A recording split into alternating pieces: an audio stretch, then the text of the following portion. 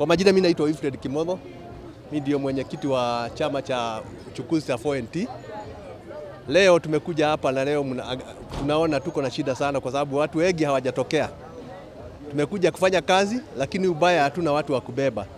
Sisi tuko na wafanyikazi na magari yote iko tayari kubeba watu, lakini hao watu hawajatokea kwa vile waliogopa kulingana vile kulisemekana leo kuna maandamano.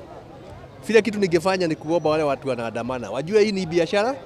Hii nchi yetu tunataka ikae mzuri na tunahitaji hii nchi inakuliwa na kila mtu. Sisi kama madereva, sisi kama wenye magari, hawkers wale mnaona hapa, makanika wale mnaona hapa, lazima wanahitaji magari na wanahitaji biashara zote tuko nazo, ndio na tegemeo lao.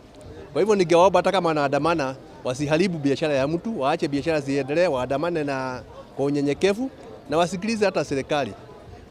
Nafikiri hiyo ingekuwa jambo la maana. Na bunge inarejelea leo, bunge inarejelea huko leo, siku ya leo.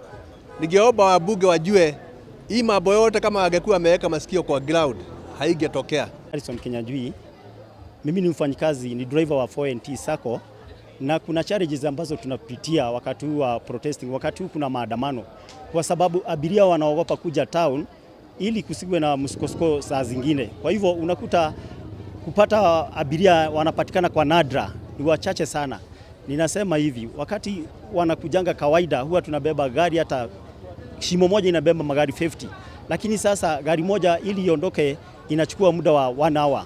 Kwa hivyo kitambo zijae gari 10 itakuwa jioni imefika na madereva wengi wataenda nyumbani bila kitu.